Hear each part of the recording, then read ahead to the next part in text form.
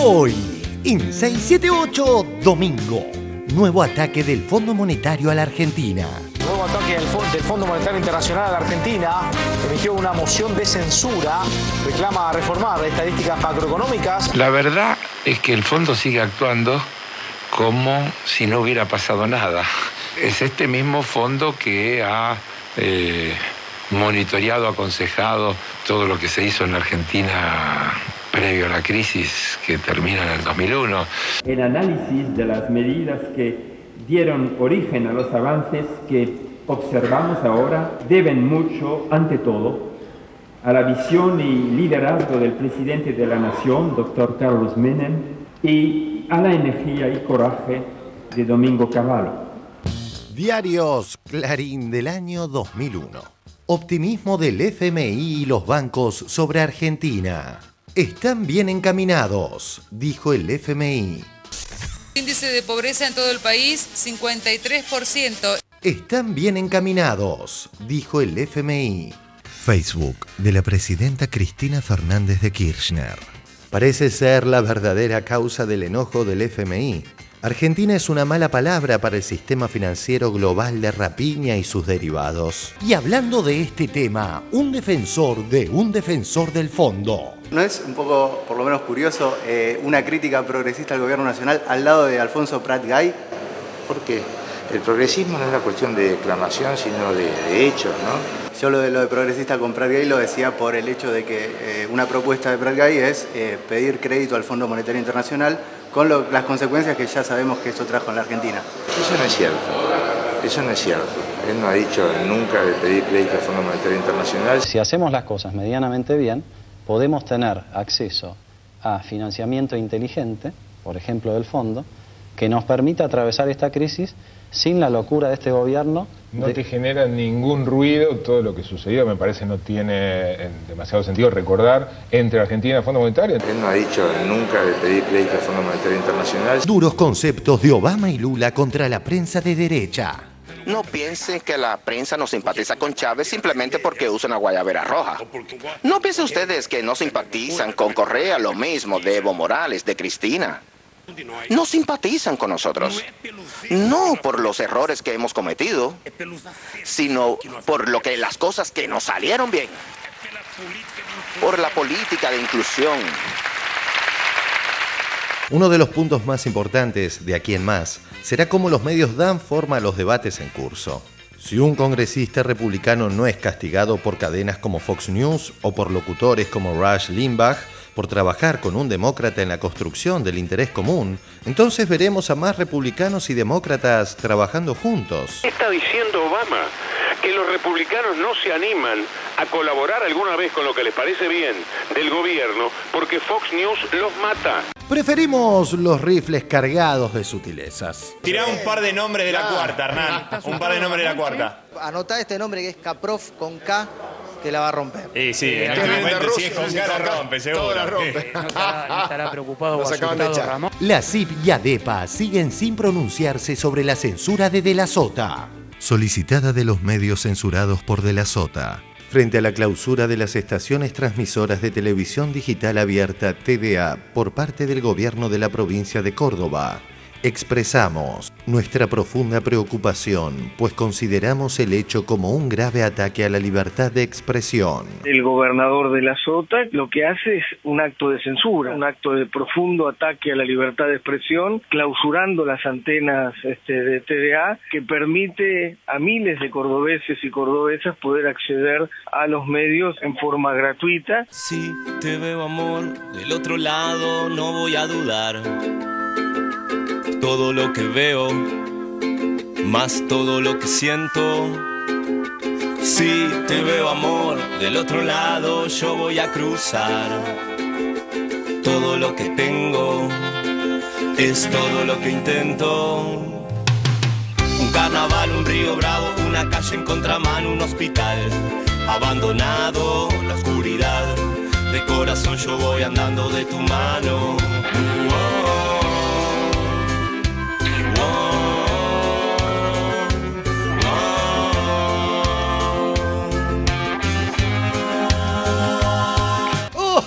Otro día de buenas.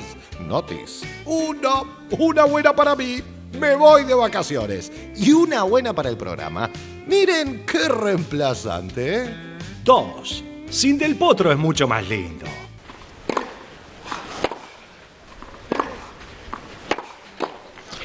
Y con la volea de Horacio Ceballos a los porrazos y con un par de magullones, la Argentina vuelve a estar en los cuartos de final de la Copa Davis.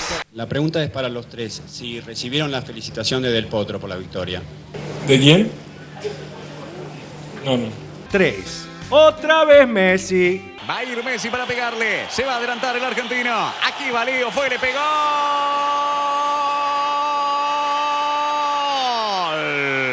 Sigue de largo. 6, 7, 8. Un programa que no descansa frente a las operetas de la Corpo.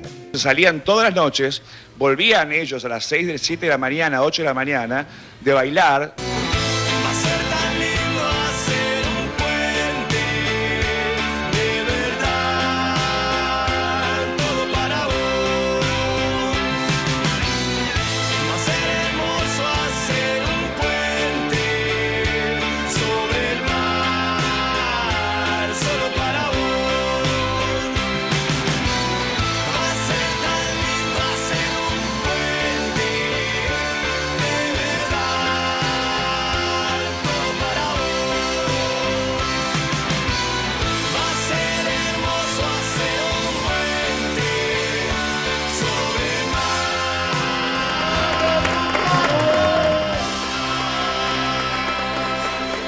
Que veo, más todo lo que siento.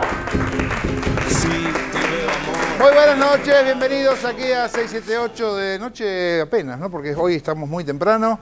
Tenemos que contarles que hoy iba a estar José Pablo Feynman, pero no está porque nos avisó que no se sentía bien. Va a estar algún día de esta semana, suponemos que el jueves, o ya les vamos a avisar, así que estamos solitos. Vamos a aprovechar antes de empezar a ir al primer informe, que el señor Jorge Dorio me tiene algo para contar sobre las efemérides del día de batallas. Exactamente, uno se pone un poco fetichista de las fechas. El 3 de febrero es la fecha de dos grandes batallas en la historia nacional. Una de ellas es la batalla de San Lorenzo, ¿no? San Martín contra las huestes invasoras españolas. La otra es la que enfrenta en una cruenta batalla con perfiles de guerra civil a las huestes del Ejército Grande, liderado por Urquiza, contra el ejército argentino liderado por Juan Manuel de Rosas. Lo que digo es que está repleta la patria de lugares, plazas que se llaman 3 de febrero. Y a la hora de pensar en el interés nacional y ver las cosas que sucedieron en términos de errores, sería lindo que en algún momento todos los lugares que se llaman 3 de febrero agregaran, pero por San Lorenzo. Muy bien, muchas gracias. Bueno, vamos hablando de peleas. El Fondo Monetario ataca Lenchu y ataca de vuelta. Lo vemos. Nuevo ataque del Fondo Monetario a la Argentina. El día viernes el Fondo Monetario Internacional, molesto por ya no poder someter a nuestro país a políticas neoliberales como en otros tiempos, lanzó una moción de censura contra la Argentina. Clarín y La Nación, siempre contrarios a los intereses de los argentinos, se pusieron del lado del fondo. Tapa del diario La Nación. Inédita sanción del FMI a la Argentina por las estadísticas del INDEC.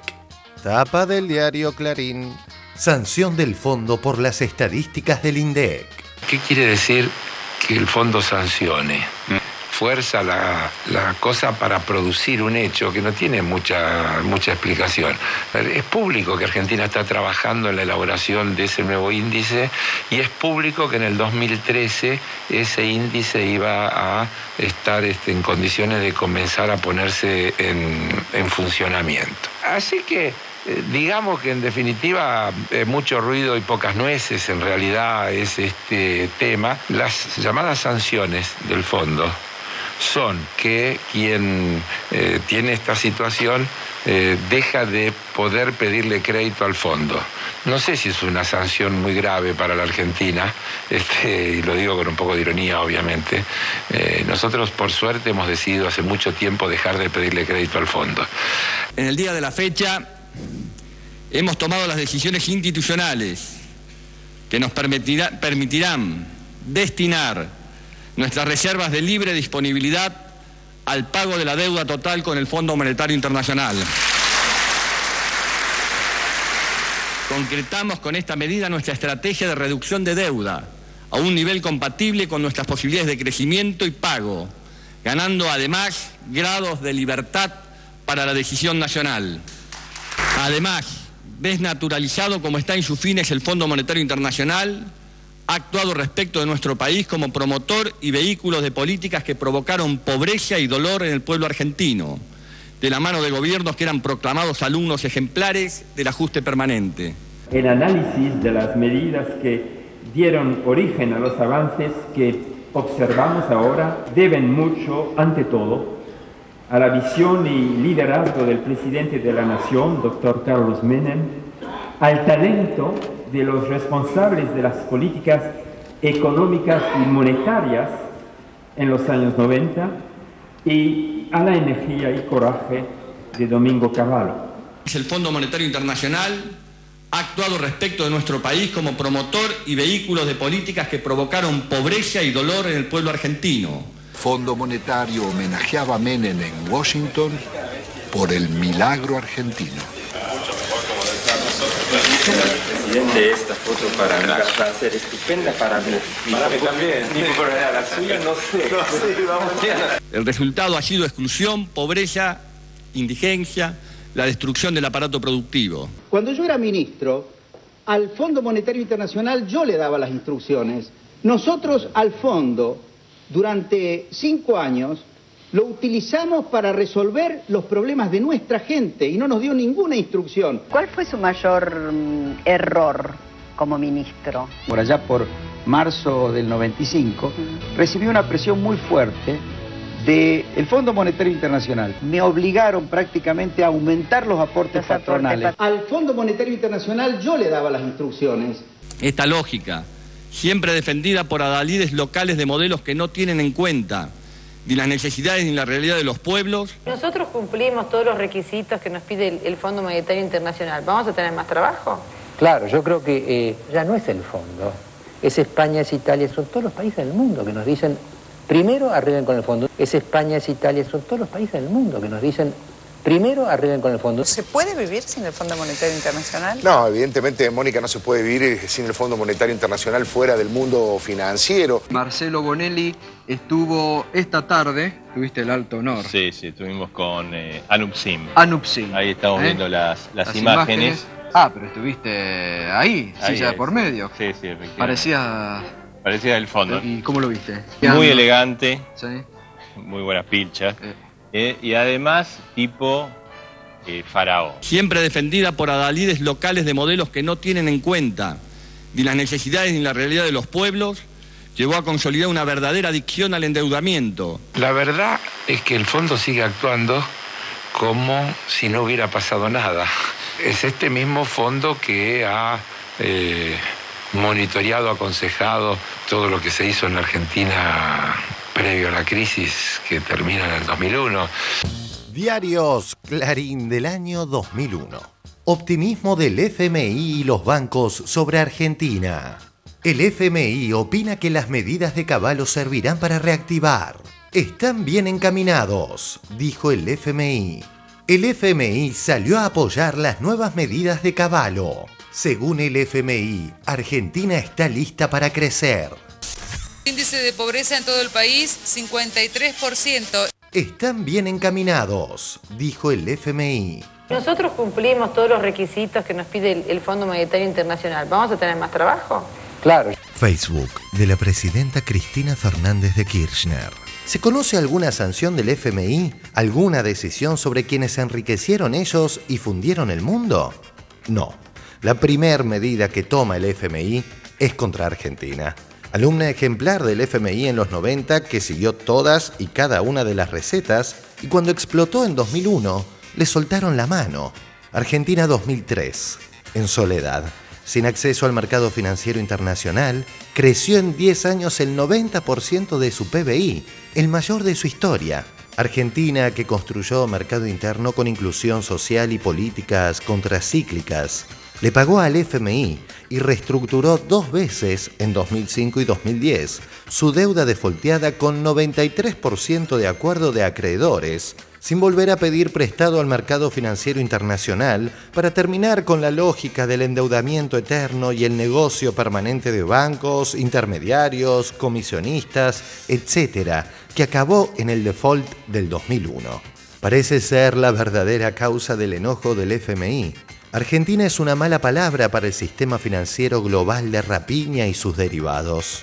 FMI más FBI contra Argentina.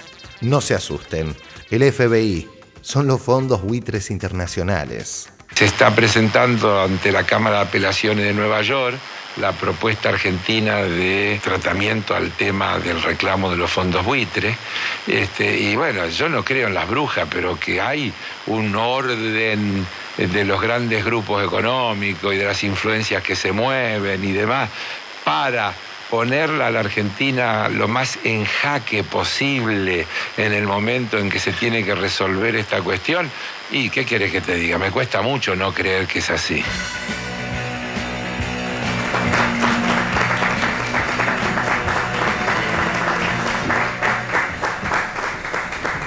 A ver, Moca o alguien por aquí. Sí, Moca. Hoy leía Moca a Berbisky y lo enganchaba con lo que dice Grondona, ¿no? Todos los países, que es más o menos parecido, todos los países del mundo le pedían a Argentina que arreglen con el fondo. Hoy Berbisky dice que en realidad el Fondo Monetario votan, la sanción esta la votaron los diferentes países, no es un señor fondo. No, votó en contra Brasil. Claro, salvo Brasil, sí. Venezuela, pero digamos, sí. Francia, Alemania, digamos, se juntan estos muchachos para votar en contra. A mí lo que más me impacta no es en sí mismo la medida, que no tiene, como se dijo acá, consecuencia práctica alguna, más que la creación de un clima hostil y el favorecimiento de un clima hostil vinculado sobre todo al próximo fallo en relación al tema de la deuda con los acreedores buitres, digamos. Lo que más me impacta es la reacción del núcleo, del establishment político, mediático argentino, no en el sentido de la sorpresa, pero sí en la torpeza del argumento central, porque las cosas se presentan como si Argentina estuviera aislada del mundo, porque el FMI la censura. Y la foto que nosotros vemos acá de los 90 y las fotos de 2001 muestran al mundo como era en los 90 y como era en el 2001. Se perdieron la película que siguió, se perdieron la crisis del 2008, subprime en Estados Unidos, se perdieron la situación en España que tiene una situación social calamitosa. Bueno, pero España... la pregunta mía es, sí. ¿Un Estado soberano puede ser, según nos hemos enterado hoy, censurado por un organismo internacional? ¿Y quién puede censurar al Fondo Monetario Internacional? ¿Quién puede suspenderlo, castigarlo, tirarlo al bote, tirarlo al tacho de basura de la historia? Esa es una pregunta, porque si consultáramos a los ciudadanos griegos y a los ciudadanos españoles y a los ciudadanos italianos, yo no creo que el Fondo Monetario Internacional aparezca con el prestigio que le quieren asignar acá a los medios, ¿no? Ahora, lo que te quería decir es, no sé cómo es, no entiendo esto, ¿se perdieron la película o hay una película que sigue? Porque la semana pasada el Fondo lo felicitó a España.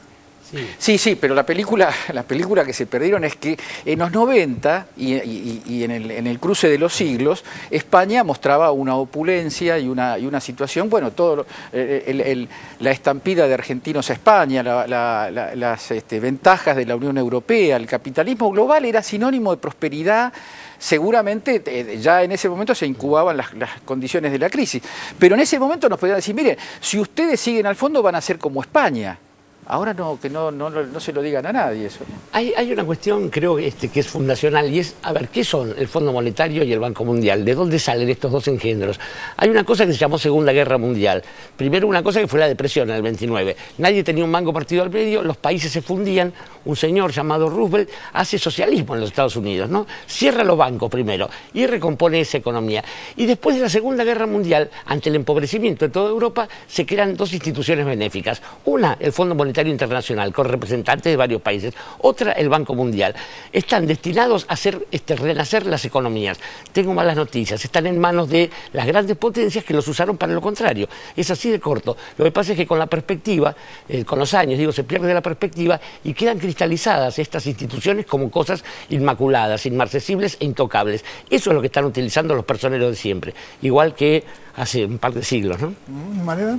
A mí me interesaba básicamente desde el desconocimiento de la cuestión más técnica, de lo que implica, yo por lo menos puedo tener una lectura política de lo que implica tener o no una alianza estratégica con el fondo y demás, pero en términos de la cuestión técnica de la finanza seguramente se me escapa un montón de información. Entonces me parecía, supongo que en esta línea debe estar la mayoría de los argentinos, digamos, tienen una postura respecto del fondo, una postura política, pero un desconocimiento profundo de la cuestión técnica, de lo que implica o no una deuda con el fondo o una sanción del fondo. Entonces a mí me interesan dos cosas que marcaba ayer el Lorenzino en varias entrevistas que el ministro Lorenzino que dio. Una era esto que también marcó Heller y que decía Edgardo, esta cuestión de la casualidad entre el reto del Fondo Monetario y este 27 de febrero que la Argentina se juega algo muy importante respecto de los fondos buitre. Y la otra cuestión era qué implica una sanción del Fondo Monetario, porque él decía que en el informe del Fondo Monetario se dice 68 veces la palabra correctiva, o sea que nos van a corregir 68 veces. Y yo pensaba en términos informativos, uno lee eso con un desconocimiento y dice, bueno, acá hay 68 veces, dicen van a corregir a la Argentina está muy mal. Me parece que justamente donde hay un vacío informativo es en que no está explicado qué implica esa sanción, nada.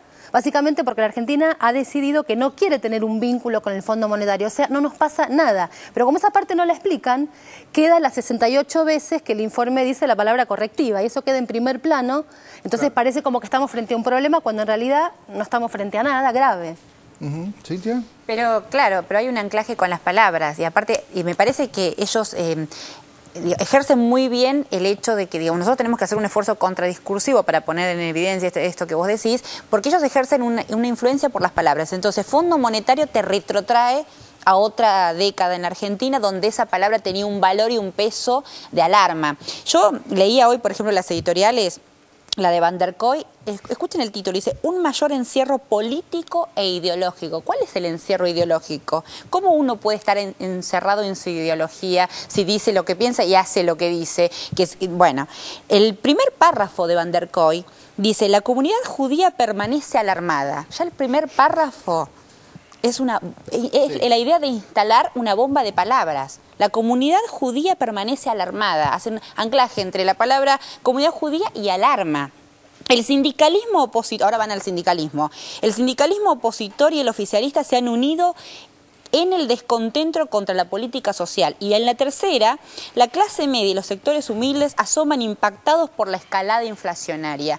Me parece, escuchando, digamos, completando lo que Mariana dice, cómo juegan con estos significados que buscan anclajes en la memoria de los peores momentos de la historia argentina, porque lo otro sería ponerse a pensar qué dicen cuando escriben estas editoriales.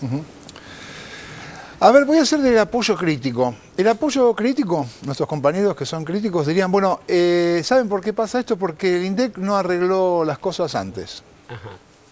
Sí. Es culpa, apareció la palabra culpa acá. Forma parte de la misma, el mismo relato psicodélico y digno de un adicto que estaba haciendo Cintia recién respecto del editorialista. Sigue, te digo, es para leerla toda, digo, si quieres. Sobre todo porque se miente sobre los puntos centrales. En algún momento podemos desarrollar punto tras punto cuál es la patraña de cada uno de estos. ¿Moca? Sí, a mí me parece que la cuestión consiste en negar las condiciones reales en las que estamos en el mundo. Porque si ellos respondieran a la cuestión que decía Mariana, lo que es la lealtad periodística es informar a la gente, bueno, el Fondo Monetario Internacional nos censuró. ¿Cuál es la consecuencia? Es nada. La consecuencia es nada, ni técnica ni económicamente no es nada, porque Argentina en el año 2005 rompió la atadura de dependencia con el Fondo Monetario, se desendeudó, es una sanción expresiva que busca unificar y coordinar a toda esa parte del establishment global que está atemorizado por las consecuencias de la crisis y cree que cuanto más golpeen a Chávez, a Cristina, a Lula, aunque a Lula lo distinguen con alguna intención aviesa, digamos, a Lula, a Dilma Rousseff, Cuanto más golpeen, más van a estar previniéndose de cambios y de presiones en una dirección que todo el mundo espera que en Europa pase algo. Y quiero agregar muy brevemente algo. Yo creo que la apuesta de todos estos sectores del establishment es una apuesta muy complicada, porque es la idea de que la crisis es cíclica, que pasamos la crisis y el mundo vuelve a ser como era antes. El mundo vuelve a ser como antes de 2008. Entonces en España se va a recuperar el empleo, en Grecia se va a normalizar la situación, todo va... Y nosotros vamos a quedar como los malos alumnos que nos desprendimos del triunfal carro capitalista global, digamos. Esta es una apuesta con una posibilidad de triunfo muy pobre. Europa va a tardar décadas en reconstruir el tejido social que ha destruido esta crisis, porque la crisis además destruye sobre lo ya destruido. En estos países, la década del 90 y la primera década del siglo, fue una época de destrucción de tradiciones solidarias, de tradiciones sociales, de agresión, claro, de destrucción del estado de bienestar. Entonces de eso no se vuelve el año que viene, aunque los indicadores pudieran mejorar circunstancialmente. Vamos a cambiar de tema, nos vamos al rol de los medios corporativos en otros lados, donde van con la olla de habas y las van cocinando en todas partes, lo vemos. Aquí, allá y en todas partes, el rol de los medios corporativos. El poder de los medios hegemónicos no es un tema de análisis solo en la Argentina. Como veíamos la semana pasada, el presidente del país preferido de Magdalena salió a criticar duramente el accionar de la prensa de derecha. Entrevista al presidente Barack Obama en la revista New Republic. Creo que lo que realmente debemos hacer es cambiar algunas estructuras para liberarnos y perseguir por fin intereses en común. Uno de los puntos más importantes de aquí en más será cómo los medios dan forma a los debates en curso. Si un congresista republicano no es castigado por cadenas como Fox News o por locutores como Rush Limbaugh por trabajar con un demócrata en la construcción del interés común, entonces veremos a más republicanos y demócratas trabajando juntos. Incluso en asuntos como el huracán Sandy, Chris Christie, congresista opositor, fue castigado por algunos miembros de su propio partido y por varios medios por colaborar conmigo para responder a las necesidades de sus electores. Y Obama le dijo a la nación, a través de un reportaje, que Fox News es un elemento insidioso, perturbador para la vida democrática. Fox News y tantos otros que se comportan desde una derecha muy sesgada, como la que también tienen los Estados Unidos. President Obama hasn't been to church since he took office. Well, how many Sundays have you been counting? 11 Sundays so far. Now he's saying we are not a Christian nation. So is there a message being sent? In Obama's America, the white kids now get beat up with the black kids cheering, yeah, right on, right on, right on, right on. Radical left-wing Marxist socialism, fascism, whatever you want to call it. He wants to transform America into his socialist utopia. You know, Obama may not give up the crown, just like Queen Elizabeth. Acusan a Obama de querer terminar con Fox News, de cerrarla. Without a free press, there's not a free America. Without a free Fox, there's not a free America. Talk like this from the president has a chilling effect on free speech. His whole purpose is to eliminate any opposition. Only dictators like Hugo Chavez do things like that. De ninguna manera, en los Estados Unidos ni en ninguna parte del mundo democrático se podría pensar en esa posibilidad, pero es con lo que juegan. ¿Escuchó alguna vez hablar de esto en la Argentina? Es curioso que a los medios hegemónicos que siempre resaltan cualquier mínima palabra que pronuncie Obama, se les haya pasado esta dura crítica del presidente norteamericano hacia los medios. Esto es un tema que trasciende las fronteras y nos lleva al sur del continente. La OPO y la Corpo siempre levantan el caso de Brasil como ejemplo para todo, incluso buscando mostrar una excelente relación entre los grupos mediáticos y Lula. Sin embargo, el expresidente brasileño no para de desmentirlos. No me imagino a Lula peleando con los globos, no me lo imagino. El presidente Lula, ¿cómo hizo para pasar 30 millones de la pobreza a la nueva clase media? Y lo hizo sin pelearse con los medios de comunicación. A Lula en Brasil lo ha criticado muchísimo. Nunca lo escuché a Lula agarrarse con los medios. En Brasil entonces, A la prensa no aguanta que los pobres viajen en avión. Y los pobres en Brasil están viajando en avión. Pobres que tienen carro nuevo, inclusive, ni piensen en eso. Pobres con cuenta en el banco, imagínense, es un horror. Son esas cosas buenas que tuvieron lugar en Brasil y son el motivo de odio contra Chávez, de la ira contra Cristina. Nunca lo escuché a Lula agarrarse con los medios. Lula, presidente ejemplar. El gobierno debería mirar más a Lula y menos a Chávez en este tema de los medios de comunicación. No piensen que la prensa no simpatiza con Chávez simplemente porque usa una guayabera roja. No piensen ustedes que no simpatizan con Correa, lo mismo de Evo Morales, de Cristina. No simpatizan con nosotros. No por los errores que hemos cometido, sino por las cosas que nos salieron bien. Por la política de inclusión. Y hablando de Brasil, la Corpo y la OPO de la Argentina, que siempre toman a este país como modelo, ignoraron que en el último informe de Reporteros Sin Fronteras nos encontramos mucho mejor posicionados en cuanto a libertad de expresión que Brasil y Chile. Informe de Reporteros Sin Fronteras por la libertad de información. Clasificación mundial de la libertad de prensa año 2013. Desde el mejor ubicado al peor. A ver, primero, ¿quién está? Finlandia. Segundo, Países Bajos. A ver dónde está Argentina. Puesto 54. Chile, 60. Mirá vos. Y Brasil no lo cuento. 108. Estamos mejor clasificados que Brasil y Chile.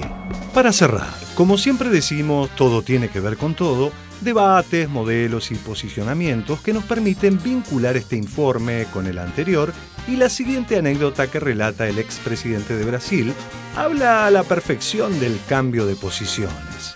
Eu lembro de Fernando Henrique Cardoso e Menem. Ele disputava país para ver quem era mais amigo do Clinton. Disputavam. Eu tomei 2 cafezinhos em Campo David, eu tomei 1, eu tomei 3. Sabe, isso não acrescenta nada. Argentina e Brasil não precisa disso.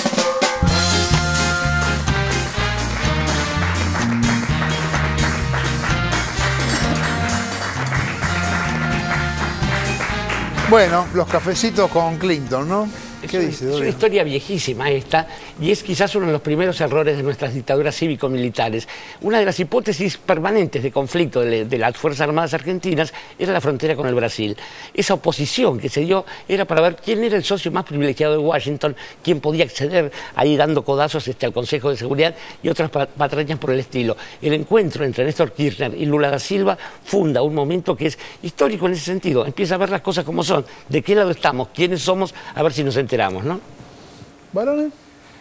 Sí, qué claro que es ese discurso de Lula, ese diálogo en realidad que mantiene con...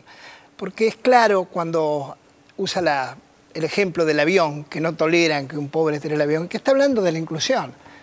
Esa otredad que no soporta el que está incluido, que forma parte de esa xenofobia hacia la pobreza, hacia el otro, ¿no?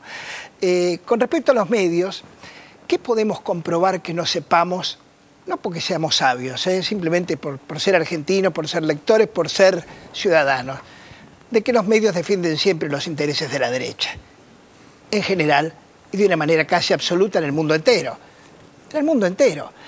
Entonces no nos puede sorprender que nieguen las informaciones, por ejemplo, como lo de Obama, que habla de la cadena que, digamos, permanentemente tergiversa para alejarlo, digamos, de los republicanos, o al revés, a los republicanos de él, o en el caso de Lula o de cualquier otro que hable de los medios. Yo pensaba también respecto de esa pequeña escena en donde Marcelo Malelli le decía, hacía el elogio de los trajes del economista indio que había venido con el FMI en la década del 90, y yo pensaba que todos fuimos, o muchos argentinos, fuimos víctimas de los trajes caros de ese economista del FMI. Porque ese es un simbolismo. Y recuerden, citando un poco el comentario que hicieron acá respecto de cierta nostalgia retrospectiva, respecto a querer volver, si todo pudiera funcionar como ellos desean, se vuelve a la misma mecánica aquellos del 90 que llevaron al desastre. Yo me acuerdo de este pequeño detalle, un pequeño detalle, porque me acordaba de Gil Lavedra negando algo que había dicho Prat Gai, que lo oímos todo y lo vimos públicamente. Recuerdo que yo había leído una nota de Rodolfo Terraño, exactamente en la revista Debate. Por supuesto, Terraño escribe bien, Terraño es un hombre que me parece que piensa bien. Cuando digo piensa bien, piensa con razonamiento, con ideas políticas, quiero decir.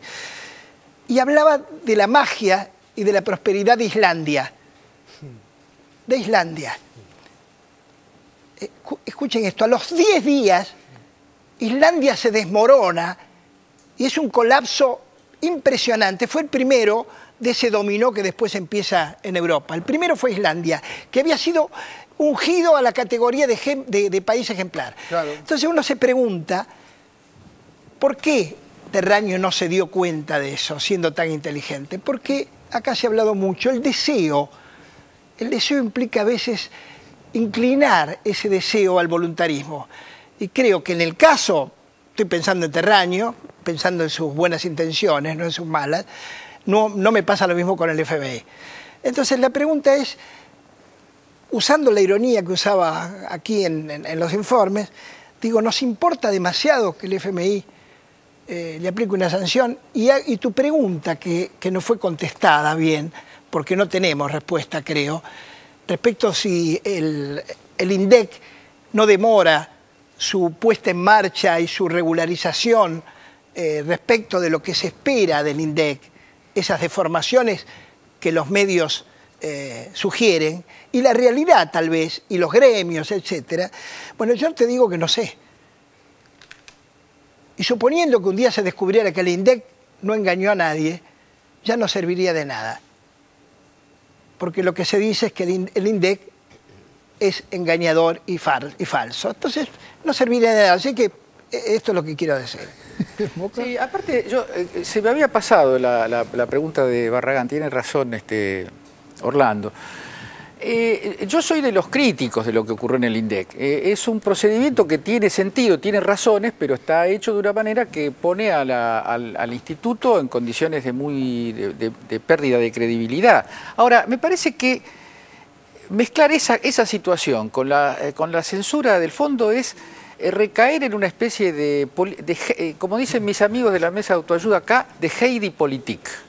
El Fondo Monetario está muy preocupado porque se da cuenta que la inflación es algunos puntos más que la que dice el INDEC, pero no está preocupado por lo que se hizo en Grecia, por la manipulación que hubo de la cifra de Grecia que llevó, no la manipulación ayudó y acompañó la debacle de Grecia. Y hablando de Heidepolitik, también a mí me asoma algo un poco más antipático en relación al episodio Obama. Es cierto que el episodio Obama muestra la reacción de los grandes núcleos de poder, porque no son solamente no hay que pensar que son los grandes medios. Cuando este hombre dice, para que América sea libre, American Fox tiene que ser libre. Eso no es un medio de comunicación, eso es un pedazo, un fragmento esencial de cómo está conformado hoy el poder político. Y lo de Obama es un poco heidiano, digamos. Si nos dejaran de presionar, si los dejaran de presionar a los republicanos para que no se pongan de acuerdo con los demócratas, haríamos un Estados Unidos feliz. Eso no lo cree nadie, porque esa visión de la política es una visión que nosotros la conocimos mucho. En los 90 era la forma de hablar de política esa. ¿Y a qué lleva? Expliquemos heidiano, ¿no? En el sentido de infantil. De la inocencia infantil, digamos. La idea de que en la política se puede resolver todo por la vía de la deliberación, del razonamiento y del argumento, e ignorando la existencia de fisuras de poder, que hoy en el mundo Estados Unidos, nada menos que ignorar eso en Estados Unidos, que es el centro, la potencia central de una civilización que está en una crisis muy dura. Y pensar que la crisis se va a arreglar siendo un poco más buenos, el de American Fox, no ser tan sectario, mirá, no, puede ser que American Fox tenga que dejar algo de ganar. Eso me parece, ya lo vimos, en la Argentina lo vimos y con eso me parece que no se soluciona nada. Obama no es Obama no es Chávez, no es Lula. Por Dios, claro. Pero es la izquierda de Estados Unidos. Pero ahí En Estados Unidos no... Al lado de Mitt Romney es trotskista, digamos, qué sé yo. Pero hay un documento que pasó casi desapercibido, que se publicó la semana pasada, de intelectuales europeos, diciendo que Europa está en un lugar de riesgo, que es ya no el de la crisis, sino el de la desaparición. Europa se está hundiendo. Digo, los tipos más brillantes de Europa lo están diciendo.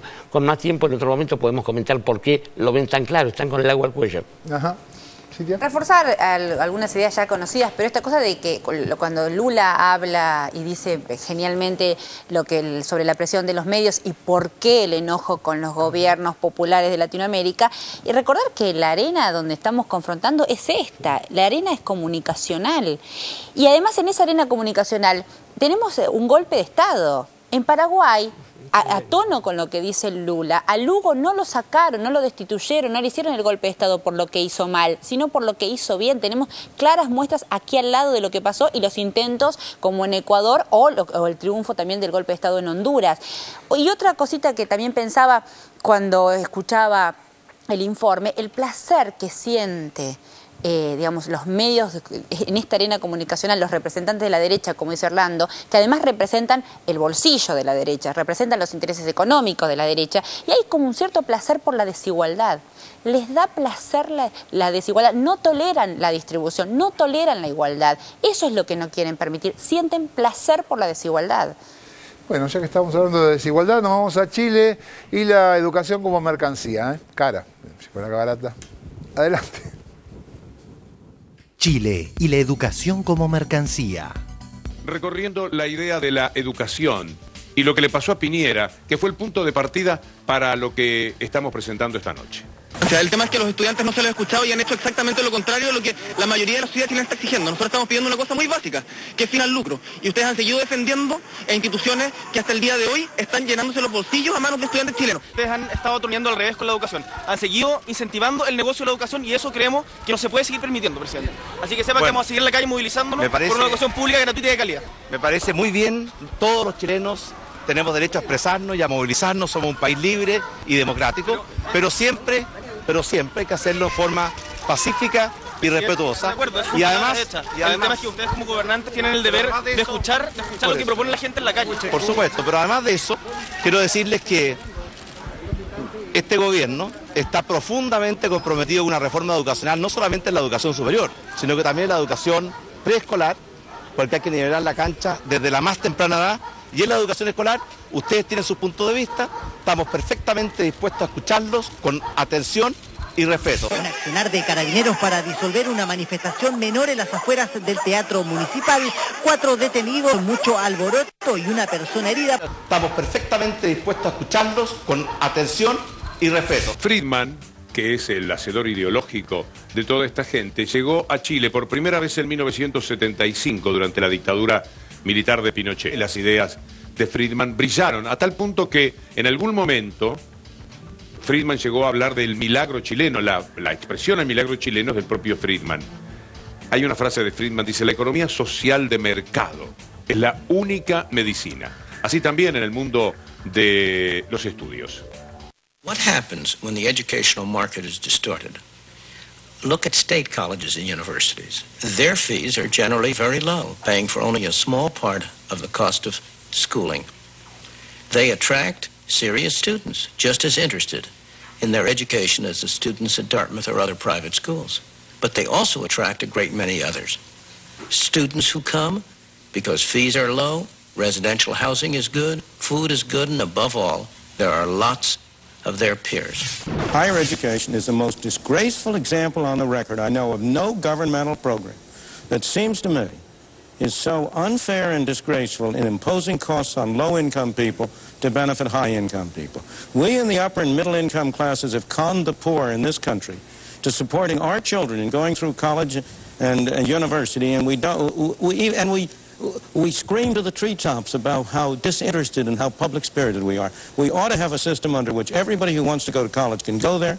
He has to pay his own way, either now or later on.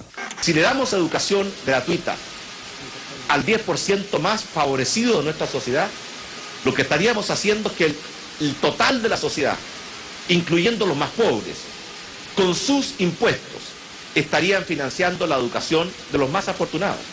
También tenemos un sistema de préstamos en condiciones muy favorables, que es el crédito con aval del Estado, que como dijo el ministro, ya no tiene una tasa de interés del 6%, sino que del 2%. Y ya no tiene cuota fija, sino que cada estudiante, cuando termine sus estudios y esté trabajando, nunca va a pagar más del 10% de sus ingresos. Lo vende muy bien, es un gerente de banco hablando de las bondades de sus productos, así el presidente chileno. Veamos un spot sobre la venta de estos productos. Él es Cristian. Cristian está en cuarto, estudia harto, pero no le va tan bien. Ojo, promedio 5. Va a sacar 550 puntos en la PSU. Tranquilo, nos damos. Y cree que no le alcanza para postular a una beca del Estado. Pero se equivoca. Con 550 puntos ya puede postular a una beca universitaria. ¿En serio? ¡Claro! Cristian puede. Seguro tú también. Postula las becas y créditos en mifuturo.cl. Tienes más oportunidades de las que crees. Ministerio de Educación, Gobierno de Chile. Y lo tenemos a Allende con algo que va a emocionarnos seguramente para hacer un poco de promedio. Hay jóvenes viejos y viejos jóvenes, y en esto me ubico yo. Esos jóvenes viejos no se preguntan cuántas viviendas faltan en nuestros países, y a veces ni en su propio país.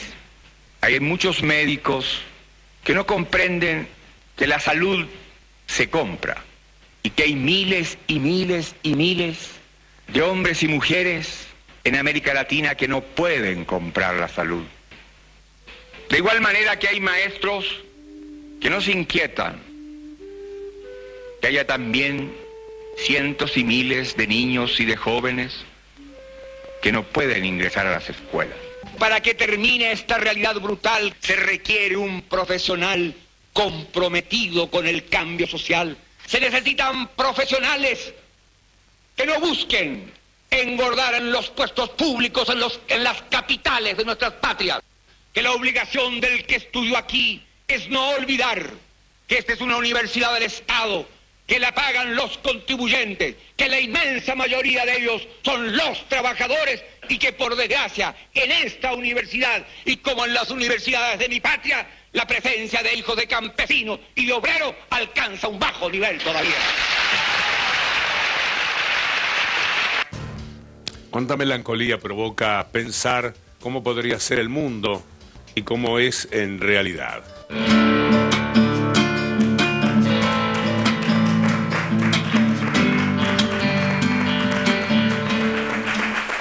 A ver, Moyano.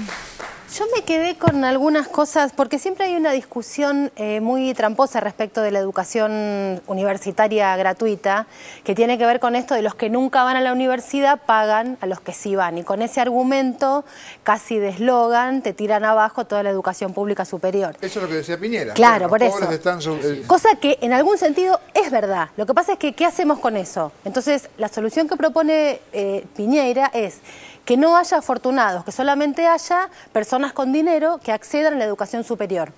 Y la ecuación que tenemos otros países como Argentina, cuya educación pública universitaria es un orgullo, porque Brasil tampoco tiene esta posibilidad, es que haya cada vez, sobre todo en los últimos años, menos desafortunados para que esos que nunca hubieran podido ir hoy puedan acceder a la educación pública superior. Me parece que esa es como la ecuación. Incluso salir de ciertos nudos de pensamiento que tienen que ver básicamente con las universidades más tradicionales. Un dato que cuesta un montón que en la Argentina se entienda es que la universidad es gratuita desde 1949.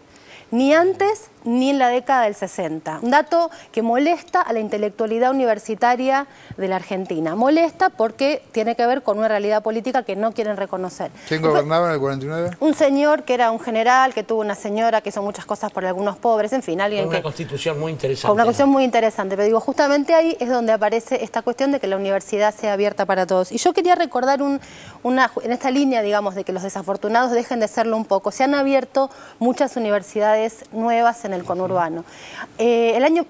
Hace 2 años se abrió la Universidad de Avellaneda, que es una más de las tantas, y el intendente Ferrarosi me comenta que un joven que trabaja, eso había sido un mercado de abasto, hasta que fuera el edificio de la universidad.